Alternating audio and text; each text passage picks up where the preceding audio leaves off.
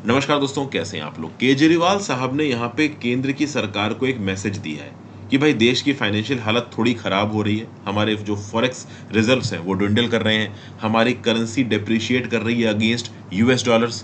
तो एक तरीका है इन सब चीज़ों को सॉर्ट आउट करने का। जो हमारे करेंसी नोट्स हैं, जो नोट हैं, उसके ऊपर लक्ष्मी जी की और गणेश जी की फोटो छापी जाए।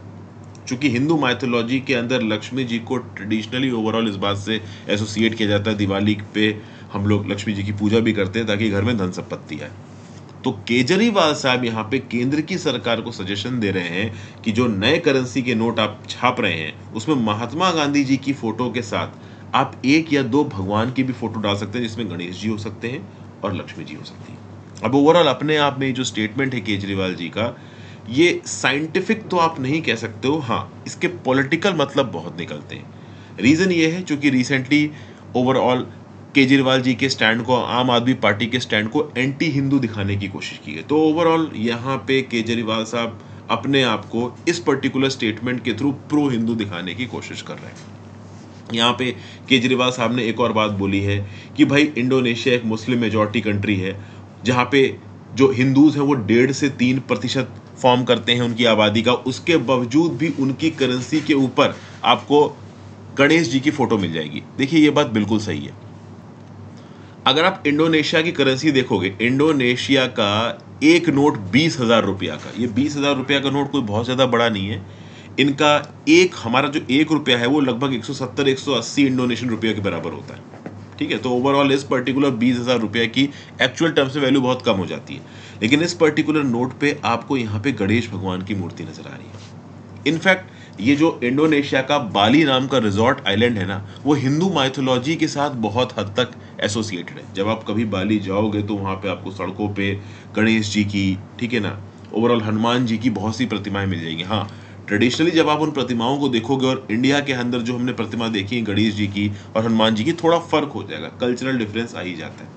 आपको पता होना चाहिए कि जो 1.5 से 3% आबादी है हिंदूज की इंडोनेशिया के अंदर, ये ज्यादातर आबादी बाली नाम के आइलैंड पे रहती है और हिंदू प्रैक्टिसेस को फॉलो करते हैं। लेकिन जगह के हिसाब से कल्चर और प्रैक्टिसेस बदल जाती हैं। जैसे फॉर एग्जांपल मैंने बाली के अंदर एक ड्राइवर से बात की थी, वो हिंदू था, he was a Hindu bye religion.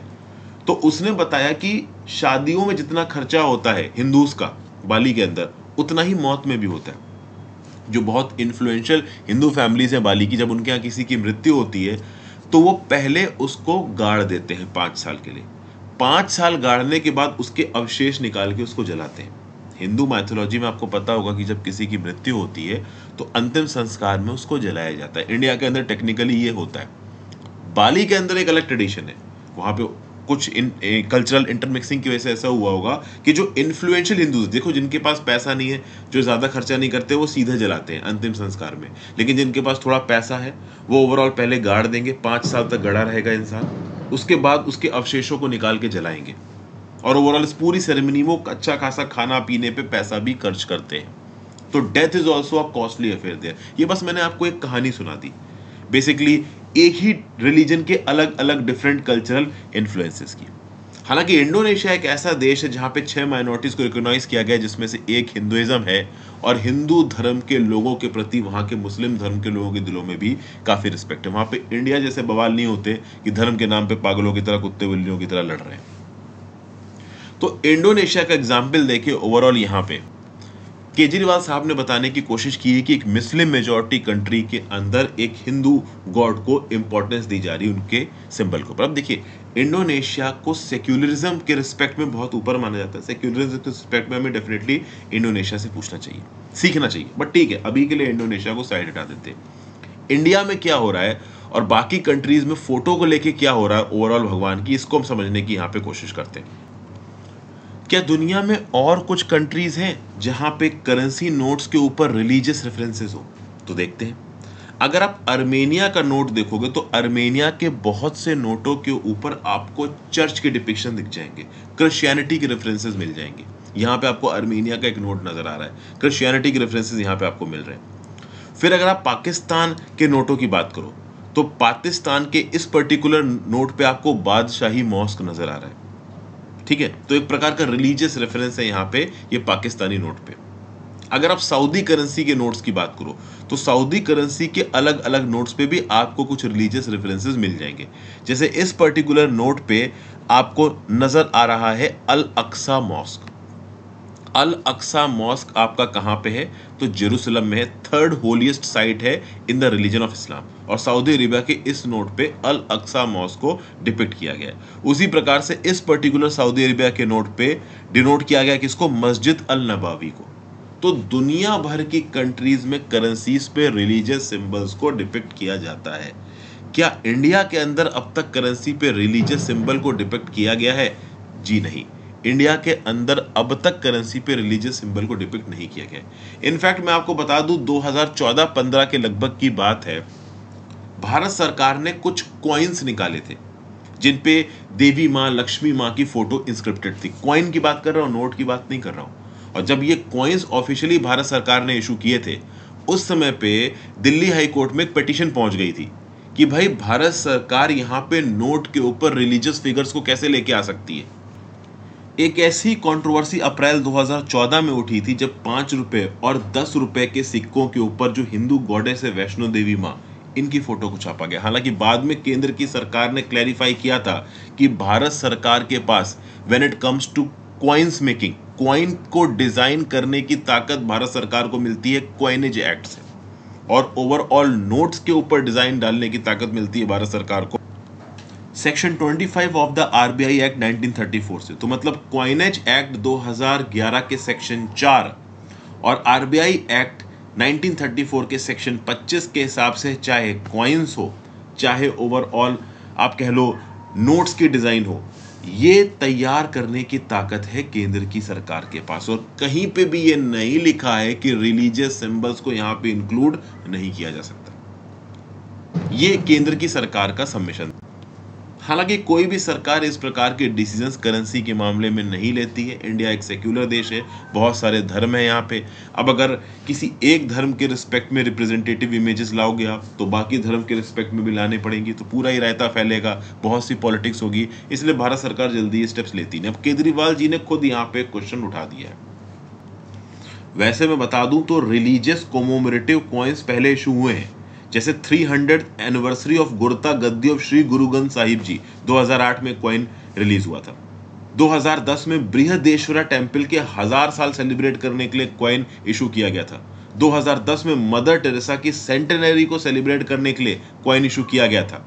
2009 में सेंट अल्फांसो की बर्थ सेंचुरी को इशू करने के लिए कॉइन रिलीज किया गया था। 2002 में भगवान महावीर के लिए कॉइन इशू किया गया था। तो रिलीजियस सिंबल्स के लिए कॉइन तो इशू हुए हैं रिलीजियस आधार पर, और उसके अगेंस्ट दिल्ली हाई कोर्ट में अपील भी गई है, और वहां पे केंद्र की सरकार ने अपना सबमिशन भी दिया है कि कॉइनेज एक्ट 2011 के सेक्शन 4 के हिसाब से और आरबीआई एक्ट 1934 के सेक्शन 25 के हिसाब से ओवरऑल कॉइन और नोट की design is the prerogative of central government, और सेंट्रल गवर्नमेंट को कहीं पे भी ये रोका नहीं जा सकता कि भाई आप डीटीज को इंक्लूड नहीं कर सकते। तो टेक्निकली अगर केंद्र की सरकार चाहे तो नोट के ऊपर गणेश जी और लक्ष्मी जी की फोटो डाल सकते हैं, लेकिन अमूमन सरकारें इस प्रकार के स्टेप लेती नहीं, जो कि ऑलरेडी धर्म के नाम पे काफी बवाल चल रहा है, तो सरकार अवॉइड करेगी इस प्रकार का स्टेप। एक और फैसेट यहां पे निकल के आता है।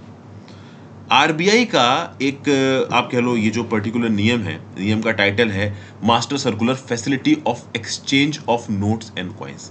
अगर आप इस पर्टिकुलर फैसिलिटी के पॉइंट 8 पे जाओ, notes with slogans scribbling stain, तो इसका पॉइंट सी पढ़ो। पॉइंट सी में क्या लिखा हुआ? Any note with slogan and message of a political and religious nature written across it ceases to be a legal tender and claim on such a note will be rejected under Rule 6, Clause 3, Subclause 3 of NRR 2009. Similarly, notes with disfigured, which are disfigured, may also be rejected. मतलब जो notes disfigured है, फटे हुए हैं, कटे हुए हैं, उनको तो रिजेक्ट किया ही जा सकता है। प्लस अगर किसी नोट के ऊपर पॉलिटिकल नेचर का कोई चीज लिखी हुई है या फिर रिलीजियस नेचर की कोई चीज लिखी हुई है, तो आप उसको लीगल टेंडर मानने से मना कर सकते हो।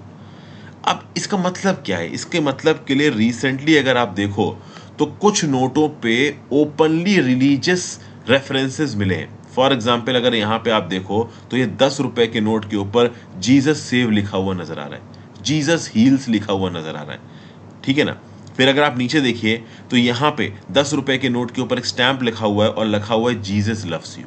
तो कहीं ना कहीं इन नोटों के थ्रू ओवरऑल एक पर्टिकुलर धर्म अपनी टीचिंग्स को फैलाने की कोशिश कर रहा है, और किसी भी ऐसे पर्टिकुलर नोट के ऊपर आपको किसी प्रकार का रिलीजियस रेफरेंस मिलता है या पॉलिटिकल रेफरेंस मिलता है तो टेक्निकली फिर वो नोट मान्य नहीं रहेगा, आप उसको लीगल टेंडर मानने से मना कर सकते हो। ये ताकत देता है रिजर्व बैंक ऑफ इंडिया का ये मास्टर सर्कुलर 1 अप्रैल 2022 का, इसका पॉइंट नंबर 8, कि भाई ओवरऑल अगर किसी नोट के ऊपर कोई रिलीजियस नेचर की चीज लिखी हुई जैसे Jesus heals, Jesus saves, Jesus loves you, obvious सी बात है एक रिलीजियस कैरेक्टर को डिपिक्ट कर रहा है, और ये ओवरऑल आरबीआई की गाइडलाइंस के अंदर सेट नहीं बैठता।